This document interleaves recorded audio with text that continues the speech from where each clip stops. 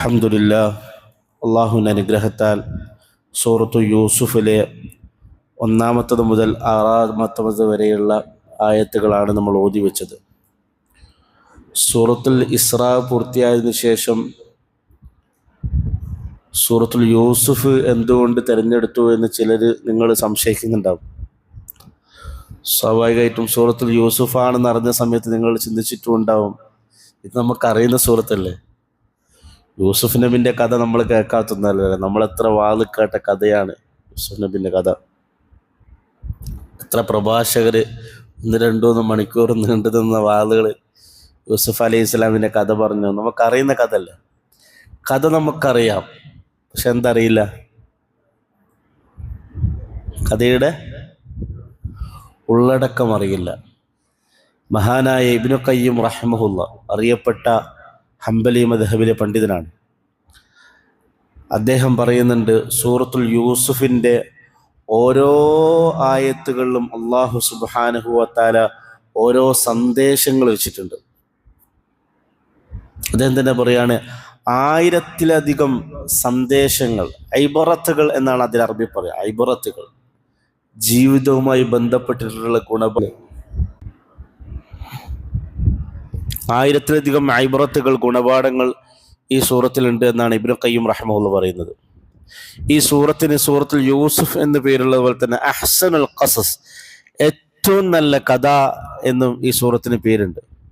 ഏറ്റവും നല്ല കഥ. ഈ കഥ കേട്ടിട്ട് ഇത് ഏറ്റവും നല്ലൊരു കഥയായിട്ട് തോന്നിയിട്ടുണ്ടോ സജീർക്ക? യൂസുഫ് നബിൻ്റെ കഥ കേട്ടിട്ട് ഏറ്റവും നല്ലൊരു കഥയാണ്, ഞാൻ ഇന്നേ വരെ മനുഷ്യ ചരിത്രത്തിൽ കേട്ട കഥകളിൽ ഏറ്റവും നല്ല കഥയാണ് ഈ കഥ എന്ന് നമുക്ക് തോന്നിയിട്ടുണ്ടോ? തോന്നിയിട്ടുണ്ടോ? മാഷാ അല്ലാഹ്. അങ്ങനെ തോന്നിയിട്ടുണ്ടെങ്കിൽ ആ കഥ സൂറത്തുൽ യൂസുഫ് ശരിയായി പഠിച്ചു എന്നാണ് അതിൻ്റെ അർത്ഥം. അങ്ങനെ നമുക്ക് തോന്നിയിട്ടില്ലെങ്കിൽ നമ്മൾ ഇനിയും സൂറത്തുൽ യൂസുഫ് പഠിക്കണം എന്നാണ് അതുകൊണ്ട് നിന്ന് നമുക്ക് മനസ്സിലാക്കാൻ സാധിക്കുന്നത്. കഥ എല്ലാ ആളുകൾക്കും കേട്ടിരിക്കാൻ വലിയ ഇഷ്ടമാണ്. ഇപ്പോൾ നമ്മൾ സദസ്സിൻ്റെ മുമ്പിൽ പോയി സംസാരിക്കാൻ പോകുമ്പോൾ എല്ലാവരോടൊന്നും മിണ്ടാതിരിക്കണം എന്ന് നമ്മൾ ആവശ്യപ്പെടണം, ഒന്ന് മൈക്കൊക്കെ ടച്ച് ചെയ്യണം. നമ്മളൊരു പ്രസംഗമൊക്കെയാണ് പറയുന്നതെങ്കിൽ കുറച്ച് നേരം കഴിഞ്ഞാൽ ആളുകൾക്ക് മടുക്കും, ആളുകൾ ഉറങ്ങാൻ തുടങ്ങും. പക്ഷെ പറഞ്ഞുകൊണ്ടിരിക്കുന്നത് കഥയാണെങ്കിൽ ആളുകൾ വളരെ ശ്രദ്ധിച്ച് കേൾക്കും. സിനിമകളൊക്കെ അതുകൊണ്ടാണല്ലോ 3 മണിക്കൂർ 3.5 മണിക്കൂറാണെങ്കിൽ ആളുകൾ കൗതുകത്തോടു കൂടി നോക്കിയിരിക്കുന്നത്. കാരണം ഇതൊരു കഥയാണ് നടക്കുന്നത്. നോവലുകളും കഥ ബുക്കുകളും എല്ലാം വളരെ ആവേശത്തോടു കൂടി ആളുകൾ വായിക്കുന്നത്. അതിലേക്ക് ശ്രദ്ധിക്കണമെന്ന് പറയേണ്ട ആവശ്യമില്ല, മറിച്ച് കഥ മനുഷ്യന്മാരെല്ലാം ഇഷ്ടപ്പെടുന്നൊരു കാര്യമാണ്. അത് കേട്ടു തുടങ്ങിയിട്ടുണ്ടെങ്കിൽ എന്താണ് അടുത്തത് എന്നറിയാനുള്ള താല്പര്യവും ആഗ്രഹം ഉണ്ടാവും. അവർ സാധാരണഗതിയിൽ ഒരു പ്രസംഗം വാള് നടത്തുന്നത് പോലെയല്ല കഥ പറയുക എന്നുള്ളത്. മനുഷ്യരെക്കുറിച്ച് ഏറ്റവും കൂടുതൽ അറിയുന്നത് അല്ലാഹു സുബ്ഹാനഹു വ തആലയ്ക്കാണ്. അല്ലാഹു സുബ്ഹാനഹു വ തആല വിശുദ്ധ ഖുർആനിലെ സൂറത്തുൽ യൂസുഫിലെ 1-ാമത്തെ ആയത്ത് മുതൽ അതിൻ്റെ അവസാനത്തെ ആയത്ത് വരെ മുഴുവനായിട്ടും യൂസുഫ് അലൈഹിസ്സലാമിൻ്റെ കഥ പറയാണ്. അതിൽ തന്നെ വളരെ കൗതുകരമായ കാര്യം, അല്ലാഹു സുബ്ഹാനഹു വ തആല ഈ സൂറത്തിലല്ലാതെ വേറൊരു സ്ഥലത്തും യൂസുഫ് അലൈഹിസ്സലാമിൻ്റെ കഥ പറയുന്നില്ല. യൂസുഫ് അലൈഹിസ്സലാമിൻ്റെ പേരിന് അല്ലാഹു സുബ്ഹാനഹു വ തആല 26ഓളം തവണ ഖുർആനിൽ പരാമർശിക്കുന്നുണ്ട്. അതിൽ തന്നെ 2 തവണ മാത്രമാണ് ഈ സൂറത്ത് അല്ലാത്ത സ്ഥലത്ത് പരാമർശിക്കുന്നുള്ളൂ, പേര് പറയുന്നുള്ളൂ. ബാക്കി എല്ലാ അദ്ദേഹത്തിന്റെ പേര് പരാമർശിക്കപ്പെട്ടതും ഈ സൂറത്തിലാണ്. അല്ലാഹു സുബ്ഹാനഹു വ തആല ഖുർആനിൽ ഒരുപാട് നബിമാരുടെ കഥ പറഞ്ഞിട്ടുണ്ട്. പക്ഷെ ആ കഥ ഒന്നും ഒരൊറ്റ സൂറത്തിൽ മാത്രം പറഞ്ഞിട്ടില്ല. ഇപ്പൊ ഖുർആനിൽ ഇബ്രാഹിം എന്ന് പറയുന്ന ഒരു സൂറത്തുണ്ട്. പക്ഷെ ആ സൂറത്ത് മുഴുവൻ ഇബ്രാഹിം അലൈഹി ഇസ്ലാമിന്റെ കഥയൊന്നല്ല. ഇബ്രാഹിം അലൈഹി ഇസ്ലാമിന്റെ കഥയും അതിൻ്റെ അകത്തുണ്ട്. ഇബ്രാഹിം അലൈഹി ഇസ്ലാമിന്റെ കഥയൊക്കെ വ്യത്യസ്ത സൂറത്തുകൾ ചിന്ന ഭിന്നായിട്ടുള്ളത്. ഖുർആനിൽ ഏറ്റവും കൂടുതൽ പരാമർശിച്ചത് ഏത് നബിയുടെ കഥയാണ്? യൂസുഫ് നബി അല്ല, മൂസ അലൈഹി ഇസ്ലാമാണ്. ഒരു സൂറത്ത് മുഴുവൻ യൂസുഫ് അലൈഹി ഇസ്ലാമിന്റെ കഥയുണ്ട്. പക്ഷേ യൂസുഫ് അലൈഹി ഇസ്ലാമിന്റെ കഥയേക്കാൾ കുറച്ചും കൂടി വിപുലമായിട്ട് കുറേ ഭാഗങ്ങൾ പരാമർശിക്കുന്ന കഥ തന്നെയാണ് മൂസ അലൈഹി ഇസ്ലാമിന്റെ കഥ. ഈവൻ മൂസ അലൈഹി ഇസ്ലാമിന്റെ കാലഘട്ടത്തിൽ ജീവിച്ച ഖാറൂൻ എന്ന് പറയുന്ന സമ്പന്നൻ, ഫിർഔന്റെ കഥ, ആ കഥ ഒക്കെ മൂസ അലൈഹി ഇസ്ലാമിന്റെ കഥ കൂടെ വരുന്നുണ്ടല്ലോ.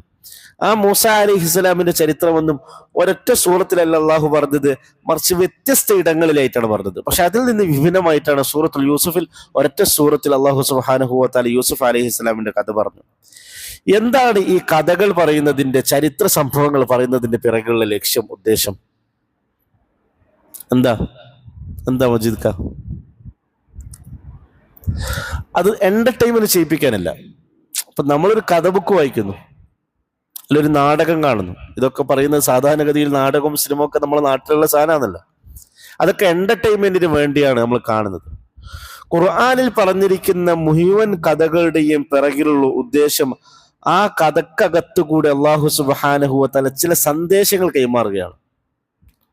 ഇപ്പൊ ഖുർആനിൽ ഒരിടത്ത് അള്ളാഹു സുബ്ഹാനഹു വ തആല മൂസ അലൈഹി ഇസ്ലാമിന്റെ ഒരു കഥ പറഞ്ഞിട്ടുണ്ടെങ്കിൽ നിലവിൽ അവിടെ പരാമർശിച്ചു കൊണ്ടിരിക്കുന്ന എന്തോ ഒരു വിഷയമുണ്ട്. ആ വിഷയം നമുക്ക് കുറച്ചും കൂടി വ്യക്തമായി മനസ്സിലാകാൻ വേണ്ടിയാണ് മൂസ അലൈഹി ഇസ്ലാമിന്റെ ആ കഥ പറഞ്ഞത്. അള്ളാഹു തൗഹീദിനെ കുറിച്ച്, വിഗ്രഹങ്ങളെയും മറ്റ് അള്ളാഹു അല്ലാത്ത ഇതര വസ്തുക്കളെയൊക്കെ ആരാധിക്കുന്നതെല്ലാം ബുദ്ധിശൂന്യമാണ് എന്ന് പറയുന്നിടത്താണ് ഇബ്രാഹിം അലൈഹി ഇസ്ലാം വിഗ്രഹങ്ങളെ തച്ചുടച്ച കഥ പറയാം. അങ്ങനെ സാഹചര്യങ്ങളുടെ വിഷയത്തിന്റെ കണ്ടന്റ് എന്താണോ ആ കണ്ടന്റ് വായിക്കുന്ന ആൾക്കാർക്ക്, കേൾക്കുന്ന ആൾക്ക് മനസ്സിലാക്കാൻ വേണ്ടിയാണ് അപ്പോ മുൻകഴിഞ്ഞു പോയ നബിമാരുടെ കഥ കൊണ്ടുവരിക. സൂറത്തുൽ യൂസുഫിലെ 1 മുതൽ അവസാനം വരെയുള്ള ആയത്തിൽ കൂടി കഥ പറയുമ്പോൾ ഓരോ ആയത്തിന്റെ ഇടയിൽ കൂടിയും ഓരോ സന്ദേശം കൈമാറാൻ അള്ളാഹു ശ്രമിക്കുന്നുണ്ട്. അതുകൊണ്ട് തന്നെ സൂറത്തുൽ യൂസുഫിന്റെ ഏറ്റവും അവസാനത്തെ ആയത്ത് ലഖദ് കാന ഫീ ഖസസിഹിം ഇബ്റത്തുൻ ലിഉലിൽ അൽബാബ്, ബുദ്ധിയുള്ള ആളുകൾക്ക് യൂസുഫ് അലൈഹിസ്സലാം അടക്കമുള്ള മുൻ കഴിഞ്ഞു പോയ ഓരോ നബിമാരുടെയും ജീവിതത്തിൽ ഒരുപാട് ഗുണപാഠങ്ങളുണ്ട്. മാകാന ഹദീസ യുഫ്തറ, ഇതൊന്നും നബിതങ്ങൾ സല്ലല്ലാഹു അലൈഹി വസല്ലം കെട്ടിയുണ്ടാക്കിയ കാര്യമില്ല. കാരണം നബിതങ്ങൾക്ക് ഇത് അറിയാനുള്ള അറിവൊന്നുമില്ല. കാരണം ഈ സൂറത്ത് ഇറങ്ങിയൊരു പശ്ചാത്തലമുണ്ട്. ഈ സൂറത്ത് ഇറങ്ങിയൊരു പശ്ചാത്തലം, നബിതങ്ങൾ സല്ലല്ലാഹു അലൈഹി വസല്ലം ഇസ്ലാം പ്രബോധനം ചെയ്യുന്നു. മക്കത്ത് മുഷ്രിക്കീങ്ങളായിട്ടുള്ള ആളുകളുണ്ട്. അവർക്ക് നബിതങ്ങൾ സല്ലല്ലാഹു അലൈഹി വസല്ലമയുടെ മുമ്പിൽ പിടിച്ചു നിൽക്കാൻ സാധിക്കുന്നില്ല. കാരണം നബിതങ്ങൾ ഓരോ ദിവസവും കൊണ്ടുവരുന്ന ഖുർആൻ കൊണ്ടുവരുമ്പോൾ അതിന്റെ അമാനുഷികത, അതിന്റെ വൈഭവം മനസ്സിലാക്കി ഇവർ ബേജാറാവുകയാണ്. ഇവർ അറബിയിലൊക്കെ വലിയ കഴിവുള്ള ആൾക്കാരാണ്. അപ്പൊ ഇവരുടെ അറബി ഭാഷയുടെ കൈവന്ന് ഉപയോഗിച്ചുകൊണ്ട് ഈ ഖുർആനെ പരാജയപ്പെടുത്താൻ പറ്റൂല എന്ന് മനസ്സിലാക്കി ഇവർ മദീനത്തെ ജൂതന്മാരെ പോയി കണ്ടു. മദീനത്തെ ജൂതന്മാർക്ക് വേദഗ്രന്ഥങ്ങളിൽ മുൻകഴിഞ്ഞ നബിമാരെ കുറിച്ചൊക്കെ നന്നായി അറിവുള്ള ആൾക്കാരാണ്. മക്കത്തെ മുഷ്രിക്കുകളെ സംബന്ധിച്ചിടത്തോളം ഇബ്രാഹിം അലൈഹി ഇസ്ലാമിനെയും ഇസ്മായിൽ അലൈഹി ഇസ്ലാമിനെയും ഒക്കെ ഇവർക്ക് അറിയാലോ, ഇങ്ങനെ മുൻകഴിഞ്ഞു പോയ നബിമാരൊക്കെ ഉണ്ട് എന്നറിയാലോ. പക്ഷെ ഇവരുടെ ഒന്നും ചരിത്രം ആർക്കറിയില്ല, മക്കത്തെ മുഷ്രിക്കുകൾക്ക് അറിയില്ല. അപ്പൊ ഇതിനെക്കുറിച്ചൊക്കെ അറിയാൻ വേണ്ടി ജൂതന്മാരുടെ അടുക്കൽ പോയി. അപ്പൊ ജൂതന്മാർ ഇവർക്ക് പറഞ്ഞു കൊടുക്കും, 1-2 ചോദ്യങ്ങൾ മുഹമ്മദ് സല്ലല്ലാഹു അലൈഹി വസല്ലമയോട് ചോദിക്കണം.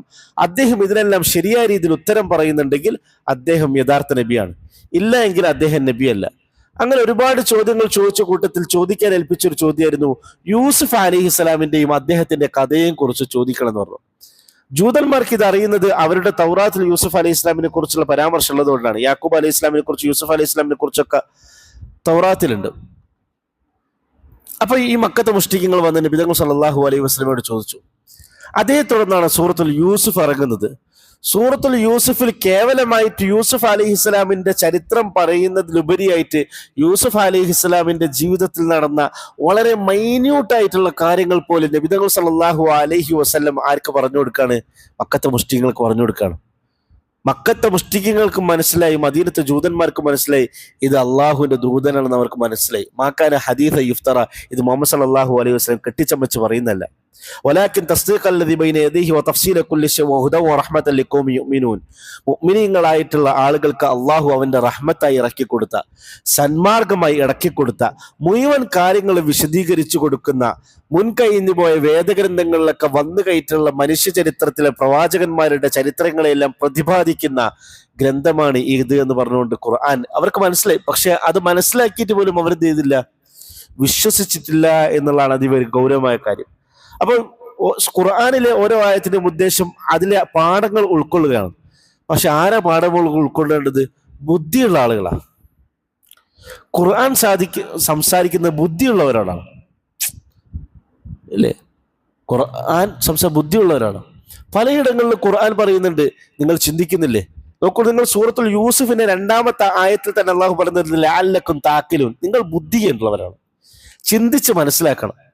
അപ്പൊ ഖുർആൻ കേവലമായിട്ട് ഇങ്ങനെ ഓതിപ്പോയാൽ പോരാ, ഖുർആൻ കേവലമായിട്ട് ഇതിന്റെ അർത്ഥം പഠിച്ചാലും പോരാ.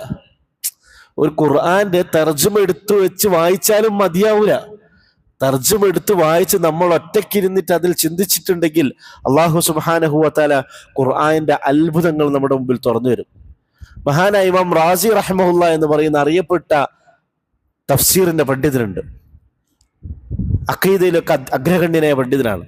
അദ്ദേഹം ഖുർആൻ ഒരു തഫ്സീർ എഴുതി. ആ തഫ്സീർ അദ്ദേഹം നൽകിയ പേര് മഫാത്തിഹുൽ ഗൈബ് എന്നാണ്. മഫാത്തിഹുൽ ഗൈബ്, അദൃശ്യകാര്യങ്ങളുടെ താക്കോലുകൾ എന്നാണ് അത്. മീൻസ് ഖുർആനിൽ ഒരുപാട് അദൃശ്യങ്ങളുണ്ട്. നമ്മൾ ആയത്തിലേക്ക് ഇറങ്ങിയാൽ മാത്രം നമുക്ക് മനസ്സിലാവുന്ന അതിഗൗരവമായിട്ടുള്ള പല വിഷയങ്ങളുണ്ട്.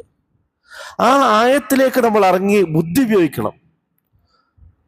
അള്ളാഹു ആകാശങ്ങളെ, നക്ഷത്രങ്ങളെ കുറിച്ച് നിങ്ങൾ പഠിക്കുന്ന സമയത്ത് അതിനെക്കുറിച്ച് നിങ്ങൾ ചിന്തിക്കുന്നവരാകണം. ഇന്ന ഫീ ഖൽഖി സമാവാത്ത്, ആകാശഭൂമികളുടെ സൃഷ്ടിപ്പിൽ ബുദ്ധിയുള്ള ആളുകൾക്ക് ചിന്തിക്കാനുണ്ടെന്ന് പറയുന്നത്. ഖുർആനിൽ ബുദ്ധിയുള്ള ആളുകൾക്ക് ചിന്തിക്കാൻ ഒരുപാടുണ്ട്. ഖുർആനെ കേവലമായിട്ടൊരു മഫന്മാരായിട്ട് നമുക്കൊന്നും അറിയില്ല, നമ്മളൊന്നും വായിക്കുന്നില്ല എന്ന് വിചാരിച്ച് മാറ്റിവെക്കല്ല. മറിച്ച് നമ്മൾ ബുദ്ധിയുള്ളവരാണല്ലോ, ബുദ്ധി ഉപയോഗിക്കണമല്ലോ. നമ്മളെ ബുദ്ധി ഉപയോഗിച്ചുകൊണ്ട് ഖുർആനിനെ സമീപിക്കണം. ഖുർആൻ പഠിക്കാൻ, ഖുർആന്റെ ആയങ്ങളിലേക്ക് ഇറങ്ങാൻ നമ്മൾ ശ്രമിക്കണമെന്നുണ്ട്. നബി തങ്ങൾ സല്ലല്ലാഹു അലൈഹി വസല്ലമയുടെ മക്ക കാലഘട്ടത്തിലാണ് സൂറത്തുൽ യൂസുഫ് ഇറങ്ങുന്നത്. മക്ക കാലഘട്ടത്തിൽ നബി തങ്ങൾ സല്ലല്ലാഹു അലൈഹി വസല്ലമയുടെ മക്ക കാലഘട്ടത്തിൽ വിശുദ്ധ ഖുർആനിൽ നിന്നുള്ള 86 സൂറത്തുകൾ ഇറങ്ങി. 86 സൂറത്തുകൾ. ബാക്കിയുള്ള 26 സൂറത്തുകൾ മാത്രമാണ് മദനിയായ കാലഘട്ടത്തിൽ ഇറങ്ങിയത്. മുൻ പ്രവാചകന്മാരെ പറ്റിയൊക്കെ സംസാരിച്ച മിക്ക സൂറത്തുകളും, ഉദാഹരണത്തിന് സൂറത്തുൽ യൂസുഫ് പോലെ, സൂറത്തുൽ ഹൂദ് പോലുള്ള സൂറത്തുകളെല്ലാം മക്ക കാലഘട്ടത്തിൽ ഇറങ്ങിയതാണ്. എന്താണ് അതിന്റെ പിറകിലുള്ള കാരണം? മുൻകഴിഞ്ഞ നബിമാരുടെ ചരിത്രം പറയുന്ന സൂറത്തുകളൊക്കെ മക്കിയ സൂറത്തുകളായിരിക്കും മിക്കവാറും. മദനിയായ സൂറത്തുകളിലൊക്കെ മുൻകഴിഞ്ഞ നബിമാരുടെ ചരിത്രങ്ങൾ അധികം പറയുന്നത് കുറവായിരിക്കും, താരതമ്യേന കുറവായിരിക്കും. ഫിഖ്ഹിയായ കർമ്മശാസ്ത്ര നിയമങ്ങളൊക്കെയാണ് അതിൽ അധികം ഉണ്ടാകും മദനിയ സൂറത്ത്. അങ്ങനെ കാരണം എന്താ വെച്ചാൽ മക്കിയായ കാലഘട്ടം ഒരുപാട് ത്യാഗങ്ങളെയും കഷ്ടപ്പാടെയും കാലഘട്ടമാണ്. അപ്പൊ ആ ഘട്ടത്തിൽ മുൻകഴിഞ്ഞു പോയ നബിമാരുടെ ചരിത്രം പറഞ്ഞു കൊടുക്കുന്നതിലൂടെ അവർ അനുഭവിച്ച ത്യാഗങ്ങൾ, അവർ അനുഭവിച്ച പ്രബോധന മാർഗത്തിലുള്ള പ്രയാസങ്ങളൊക്കെ പറഞ്ഞു കൊടുക്കുന്നതിലൂടെ നബി സല്ലല്ലാഹു അലൈഹി വസല്ലമക്കും മുഅ്മിനീങ്ങൾക്കും ഈമാൻ വർദ്ധിക്കും. അപ്പൊ നമുക്കും അത് തന്നെയാണ് കിട്ടേണ്ടത്. മുൻകഴിഞ്ഞു പോയ നബിമാർ, മുൻകഴിഞ്ഞു പോയ പ്രവാചകന്മാരൊക്കെ ഇസ്ലാമിന്റെ ദീനിന്റെ മാർഗത്തിൽ സഹിച്ച ത്യാഗങ്ങളൊക്കെ നമ്മൾ വായിക്കുമ്പോൾ നമുക്കും നമ്മുടെ ജീവിതത്തിൽ ഉണ്ടാകുന്ന എല്ലാ പ്രയാസങ്ങളിലും പരീക്ഷണങ്ങൾക്കും നമുക്കും ക്ഷമിക്കാൻ പറ്റും. ഖുർആൻ അതല്ല പറയുന്നത്, വകുല്ലൻ നഖുസ്സു അലൈക മിൻ അംബാഇർ റുസ്ലി മാ നുസബ്ബിതു ബിഹി ഫുആദക്. നാം ഈ ഖുർആനിൽ വ്യത്യസ്ത നബിമാരുടെ കഥകൾ പറയുന്നത് മാ നുസബ്ബിതു ബിഹി ഫുആദക്, നിങ്ങളുടെ ഹൃദയത്തെ പിടിച്ചു വെക്കാനാണ്. നമുക്ക് പല ടെൻഷൻ ഉണ്ടാവൂലേ, പല വിഷമങ്ങൾ ഉണ്ടാവൂലേ, അത്തരം വിഷമങ്ങളിലും ടെൻഷനുകളൊക്കെ നമ്മുടെ നഫ്സിനെ പിടിച്ചു വെക്കാൻ വേണ്ടിയാണ് ഈ മുൻകഴിഞ്ഞു പോയ നബിമാരുടെ കഥകളൊക്കെ. നിങ്ങൾ നോക്കൂ, നബി തങ്ങൾ സല്ലല്ലാഹു അലൈഹി വസല്ലമയുടെ നുബുവത്തിന്റെ 10ാം വർഷത്തിലാണ് ഈ സൂറത്ത് ഇറങ്ങുന്നത്. എന്താ 10ാം വർഷത്തിന്റെ പ്രത്യേകത? നബി തങ്ങളുടെ ഭാര്യയായ ഖദീജ ബി മരണപ്പെടുന്ന വർഷം, അത് എളാപ്പയായ അബൂ താലിബ് മരണപ്പെട്ട വർഷമാണ്. നബിതങ്ങൾ തായിഫിൽ പോയിട്ട് നബിതങ്ങളുടെ ഉമ്മയുടെ കുടുംബക്കാരൊക്കെ നബിതങ്ങൾ ആട്ടി ഓടിച്ച വർഷമല്ലേ, ആ വർഷമാണ്. ദുഃഖവർഷം എന്നാണ് ചരിത്രത്തിൽ അതേ പറയപ്പെട്ടത്. നബിതങ്ങൾ തന്റെ 23 വർഷക്കാലത്തെ പ്രബോധന ജീവിതത്തിൽ ഏറ്റവും കൂടുതൽ ദുഃഖം അനുഭവിച്ച വർഷം. ആ വർഷത്തിൽ തന്നെ ഈ സൂറത്ത് ഇറങ്ങിയതിന്റെ പിറകിലുള്ള കാരണം എന്താ? നബിതങ്ങളെ സമാശ്വസിപ്പിക്കലാണ്. അള്ളാഹുവിന്റെ റസൂലെ, അങ്ങ് ജീവിതത്തിൽ പലതരത്തിലുള്ള ടെൻഷനുകളും വിഷമങ്ങളും പ്രയാസങ്ങളും എല്ലാം സഹിക്കുന്നുണ്ടെങ്കിലും മനസ്സിലാക്കുക, താങ്കളെപ്പോലെ മുൻകഴിഞ്ഞു പോയ നബിമാർക്കും ഇതുപോലെ പല പ്രയാസങ്ങളും കഷ്ടപ്പാടും ഉണ്ടായിട്ടുണ്ട്. ഇല്ലേ? നബിതങ്ങളുടെയും യൂസുഫ് അലൈഹി ഇസ്ലാമിന്റെ ജീവിതം നിശ്ചിച്ചു നോക്കിയാൽ ഒരുപാട് സാദൃശ്യം നമുക്ക് കാണാൻ സാധിക്കും. നബിതങ്ങൾ യത്തീമായിരുന്നു. കുഞ്ഞായിരിക്കെ തന്നെ യത്തീമായി മാറിയ ആളാണ് ആര്? യൂസുഫ് അലൈഹി ഇസ്ലാം. ഉപ്പയുണ്ട്, ഉമ്മയുണ്ട്, പക്ഷേ സഹോദരങ്ങൾ പോയി അദ്ദേഹത്തെ കിണറ്റിലെറിഞ്ഞില്ലേ? യൂസുഫ് അലൈഹി ഇസ്ലാമിന്റെ കഥയൊക്കെ ഏകദേശം കുറച്ചൊക്കെ എല്ലാവരും കേട്ടിട്ടുണ്ടാവൂലേ? യൂസുഫ് അലൈഹി ഇസ്ലാമിന്റെ സഹോദരങ്ങൾ അദ്ദേഹത്തോടുള്ള അസൂയ കാരണമായിട്ട് അദ്ദേഹത്തെ ഒരു പൊട്ടക്കിണറ്റിലിട്ടു. ഉപ്പാനോട് വന്നിട്ട് യൂസുഫ് അലൈഹി ഇസ്ലാം മരിച്ചു എന്ന് പറഞ്ഞു. അങ്ങനെ ചെറുപ്പത്തിൽ തന്നെ യതീമായി മാറിയ ആളാണ് യൂസുഫ് അലൈഹി വസല്ലം. നബി തങ്ങൾ സല്ലല്ലാഹു അലൈഹി വസല്ലം പിന്നെ മദീനത്തേക്ക് പലായനം ചെയ്യുന്നുണ്ട്. യൂസുഫ് അലൈഹി ഇസ്ലാം അതുപോലെ തന്നെ മിസ്രിലേക്ക്, ഈജിപ്തിലേക്ക് പലായനം ചെയ്യപ്പെടുകയാണ്. ചെറിയ കുട്ടിയായിരിക്കെ തന്നെ ആ കിണറ്റിൽ നിന്ന് ഒരു കച്ചവട സംഘം അതിലൂടെ കടന്നുപോയി അവർക്ക് ആ കുട്ടിയെ കിട്ടി. ആ കുട്ടിയെയും കൊണ്ട് പലായനം ചെയ്യാം. സ്വന്തം കുടുംബക്കാരാണ് നബി തങ്ങൾ സല്ലല്ലാഹു അലൈഹി വസല്ലം ഏറ്റവും കൂടുതൽ ഉപദ്രവിച്ചത്. അബൂ ലഹബ് അങ്ങനെയുള്ള കുടുംബക്കാർ ഉപദ്രവിച്ചു. അതേപോലെ തന്നെ യൂസുഫ് അലൈഹി ഇസ്ലാമിനെയും ഏറ്റവും കൂടുതൽ ഉപദ്രവിച്ചത് കുടുംബക്കാർ തന്നെയാണ്. പിന്നീട് നബി തങ്ങൾ സല്ലല്ലാഹു അലൈഹി വസല്ലമക്ക് മദീനത്തെത്തിയതിനു ശേഷം അധികാരവും ഭരണമൊക്കെ കിട്ടി. യൂസുഫ് അലൈഹി ഇസ്ലാമിനും അതുപോലെ തന്നെ ഈജിപ്തിലെത്തിയതിനു ശേഷം അധികാരവും ഭരണവും കിട്ടി. ഒടുക്കം നബി തങ്ങൾ സല്ലല്ലാഹു അലൈഹി വസല്ലമയുടെ നബുവത്തിന്റെ ഏറ്റവും അവസാന ഘട്ടത്തിൽ നബി തങ്ങളുടെ സ്വന്തം നാടായ മക്ക നബി തങ്ങൾ തിരിച്ചു കീഴടക്കി. നബി തങ്ങൾ അത്രയും കാലം ഉപദ്രവിച്ച മക്കത്തെ മുഷ്രിക്കുകളൊക്കെ നബി തങ്ങളുടെ കീഴടക്കി. നബി തങ്ങളുടെ മുമ്പിൽ വന്നു പരാജിതരായിക്കൊണ്ടിരുന്നു. നബി തങ്ങൾ അവരോടെന്തെങ്കിലും ശിക്ഷാ നടപടി സ്വീകരിച്ചോ? ഇല്ല. അവരോട് പറഞ്ഞത് നിങ്ങൾ പോയിക്കൊള്ളുക, നിങ്ങൾക്കെതിരെ ഞാൻ ഒരു ശിക്ഷാ നടപടി എടുക്കുന്നില്ല എന്ന് പറഞ്ഞുകൊണ്ട് അബൂ സുഫിയാൻ അടക്കമുള്ള മക്ക മുഷ്രിക്കീങ്ങൾക്ക് നബി തങ്ങൾ സല്ലല്ലാഹു അലൈഹി വസല്ലം പുറത്തു കൊടുക്കും. ഇത് തന്നെയല്ലേ യൂസുഫ് അലൈഹി ഇസ്ലാം ചെയ്തത്? അദ്ദേഹത്തെ വളരെ ചെറുപ്പത്തിൽ തന്നെ അദ്ദേഹത്തിന്റെ ഉപ്പയിൽ നിന്നും ഉമ്മയിൽ നിന്നും പിരിയിപ്പിക്കാൻ കാരണമായ രീതിയിലുള്ള ക്രൂരകൃത്യം ചെയ്ത അദ്ദേഹത്തിന്റെ സഹോദരന്മാരെല്ലാം അദ്ദേഹത്തിന്റെ ജീവിതത്തിന്റെ അവസാന ഘട്ടത്തിൽ അദ്ദേഹം മിസ്രിലെ ഭരണാധികാരിയായിരിക്കുന്ന സമയത്ത് അദ്ദേഹത്തിന്റെ മുമ്പിൽ വരുന്നുണ്ട്. ആ സമയത്ത് അദ്ദേഹം പറയുന്നത് എന്താ? ഖാല ലാ തസ്രീബ അലൈക്കുമുൽ യൗം യഗ്ഫിറുല്ലാഹു ലക്കും വഹുവ അർഹമുർ റഹീമീൻ. നിങ്ങൾക്കെതിരെ ഇന്ന് യാതൊരു ശിക്ഷാ നടപടി എടുക്കുന്നില്ല, അള്ളാഹു നിങ്ങൾക്ക് പുറത്തു നൽകട്ടെ, അള്ളാഹു ഏറെ ക്ഷമിക്കുന്നവനാണ്. അപ്പൊ നബിതങ്ങളുടെ ജീവിതവും യൂസുഫ് അലൈഹിസ്സലാമിയുടെ ജീവിതവും ഒരുപാട് സാദൃശ്യം നമുക്ക് കാണാൻ സാധിക്കും.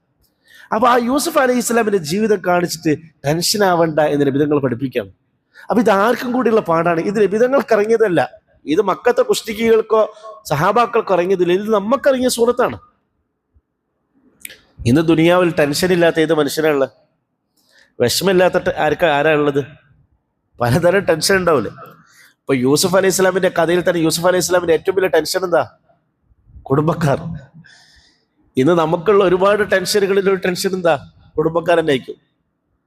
നമ്മളോട് തെറ്റി നിൽക്കുന്ന കുടുംബക്കാർ, നമ്മൾ ഒരുപാട് കൊടുത്തിട്ടും ഇങ്ങോട്ട് ഇടങ്ങേറ് മാത്രം തരുന്ന കുടുംബക്കാർ, അല്ലെങ്കിൽ ഭാര്യയെ കൊണ്ട് മക്കളെ കൊണ്ട് പരീക്ഷിക്കപ്പെടുന്ന ആൾക്കാരുണ്ട്. നമ്മൾ മക്കൾക്ക് ഒരുപാട് നന്മ ചെയ്തു, ഭാര്യയ്ക്ക് ഒരുപാട് നന്മ ചെയ്തു, പക്ഷേ ആ ഭാര്യയും മക്കളും നമ്മളോട് നന്ദികേട് മാത്രമേ കാണിക്കുന്നുള്ളൂ. ഇതൊക്കെ മനുഷ്യൻ അനുഭവിക്കുന്ന ഒരുപാട് ടെൻഷനുകളൊന്നല്ലേ? ഇത് തന്നെയല്ലേ യൂസുഫ് അലൈഹി ഇസ്ലാം അനുഭവിച്ചത്? യൂസുഫ് അലൈഹി ഇസ്ലാമിന്റെ കുടുംബം, അദ്ദേഹത്തിന്റെ സഹോദരങ്ങൾ, അദ്ദേഹത്തിന്റെ ഉപ്പയുടെ സ്വന്തം മക്കൾ അദ്ദേഹത്തെ കിണറ്റിലിട്ടു.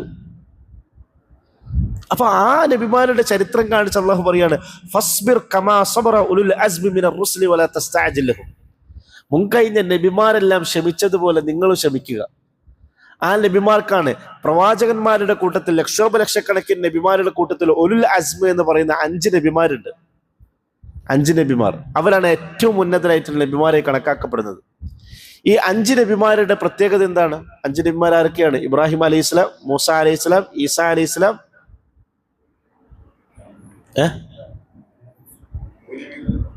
നൂഹ് നബി, റസൂലുള്ളാഹി സ്വല്ലല്ലാഹു അലൈഹി വസല്ലം.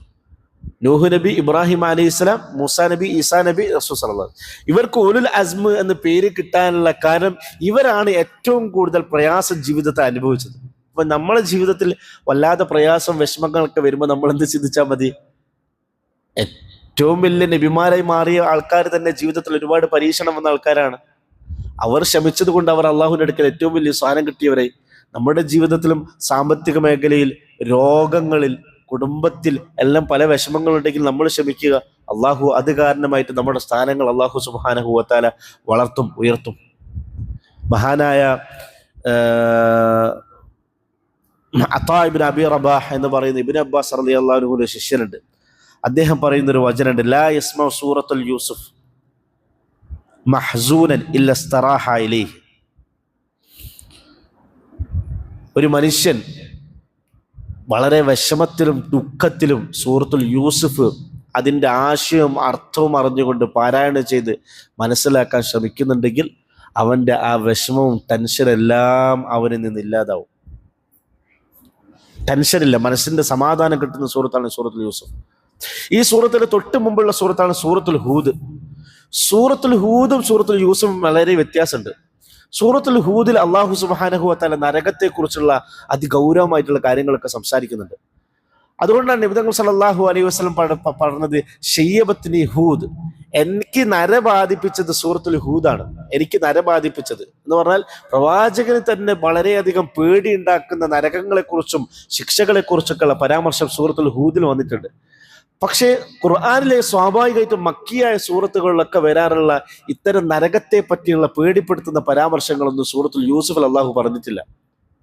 അതുകൊണ്ട് തന്നെ മഹാനായ ഖാലിദ് ഇബ്നു മഅദാൻ എന്ന് പറയുന്ന താബിഈയായ പണ്ഡിതൻ പറയുന്നുണ്ട്, സ്വർഗവാസികൾ സ്വർഗത്തിലിരുന്നു കൊണ്ട് സംസാരിക്കുന്ന, പരസ്പരം അങ്ങോട്ടും ഇങ്ങോട്ടും പറയുന്ന സൂറത്തുകൾ സൂറത്തുൽ യൂസുഫും സൂറത്തുൽ മറിയമായിരിക്കും. കാരണം രണ്ടിലും പറയുന്നത് ചില സംഭവങ്ങളാണ്, മനുഷ്യന്റെ മനസ്സിന് സന്തോഷവും റാഹത്തും കിട്ടുന്ന കാര്യങ്ങളാണ് ഈ രണ്ട് സൂറത്തുകളും അള്ളാഹു സുബ്ഹാനഹു വ തആല പറയുന്നത്. ജീവിതത്തിൽ, നമ്മുടെ ജീവിതത്തിൽ നമുക്ക് ഒരുപാട് പാഠങ്ങൾ പഠിക്കാൻ പറ്റുന്ന പല പാഠങ്ങൾ ഈ സൂറത്തിലുണ്ട്. മകനെ നഷ്ടപ്പെട്ട ഒരു പിതാവിന് ഈ സൂറത്ത് മാനസിക സമാധാനം നൽകും. ഉപ്പയെ നഷ്ടപ്പെട്ട മകന് ഈ സൂറത്ത് മാനസികമായ സമാധാനം നൽകും. അതുപോലെ തന്നെ യുവത്വത്തിലൂടെ കടന്നു പോകുന്ന ആൾക്കാർക്ക് ഒരുപാട് പാഠങ്ങൾ ഈ സൂറത്ത് നൽകുന്നുണ്ട്. യൂസുഫ് അലൈഹി സ്വലാം ചെറുപ്പക്കാരനായിരുന്നു, നമുക്കൊക്കെ അറിയുന്ന കഥയാണ്. ഈജിപ്തിൽ വെച്ച് അദ്ദേഹത്തിന്റെ യജമാനനായ അബ്ദുൽ അസീസിന്റെ ഭാര്യ സുലൈഖ യൂസുഫിനെ വശംവദനാക്കാൻ ശ്രമിച്ചു. ആ സമയത്തും ആ സുലൈഖയുടെ, ഞാനിപ്പോൾ സൂറത്തിലേക്ക് കടന്നിട്ടില്ല കേട്ടോ, ആ സൂറത്തിന്റെ ഒരു ആമുഖം സംസാരിക്കുകയാണ്. സുലൈഖ എന്ന് പറയുന്ന ഈജിപ്തിലെ അബ്ദുൽ അസീസ് എന്ന് പറയുന്ന അധികാരിയുടെ ഭാര്യ അദ്ദേഹത്തെ വശീകരിക്കാൻ ശ്രമിച്ചു. കഥ അറിയുന്നല്ലേ, എല്ലാവർക്കും അറിയുന്ന കഥയല്ലേ. പക്ഷെ അദ്ദേഹം അതിന് വഴങ്ങിയില്ല. ഈ രീതിയിൽ യുവാക്കൾക്ക് ഒരുപാട് പാഠങ്ങൾ നൽകുന്ന സന്ദേശം ഈ ഖുർആൻ സൂറത്ത് പറയുന്നുണ്ട്. നമ്മൾ ശ്രദ്ധിച്ചു നോക്കണം, യൂസുഫ് അലൈഹി സ്വലാമിന്റെ ഈമാൻ, അദ്ദേഹത്തിന്റെ നഫ്സിന്റെ മുകളിലുള്ള കൺട്രോൾ എത്ര വലുതായിരുന്നു. കാരണം ആ കഥ എല്ലാവർക്കും അറിയുന്നല്ലേ. ആ കഥ എന്താണ്? യൂസുഫ് അലൈഹി സ്വലാം സുമുഖനായ ചെറുപ്പക്കാരനാണ്. അദ്ദേഹം ജീവിക്കുന്നത് ഈജിപ്തിലെ അബ്ദുൽ അസീസ് എന്ന് പറയുന്ന അധികാരിയുടെ വീട്ടിലാണ്. അദ്ദേഹത്തിന്റെ ഭാര്യയാണ് സുലൈഖ. സുലൈഖക്ക് യൂസുഫ് അലൈഹി ഇസ്ലാമിനോട് പ്രണയം, ഇഷ്ടം തോന്നി. ഈ അബ്ദുൽ അസീസ് പറയുന്ന ഗവർണർ ഇല്ലാത്ത സമയത്ത് ഈ സ്ത്രീ യൂസുഫ് അലൈഹി ഇസ്ലാമിനെ വശീകരിക്കാൻ ശ്രമിച്ചു.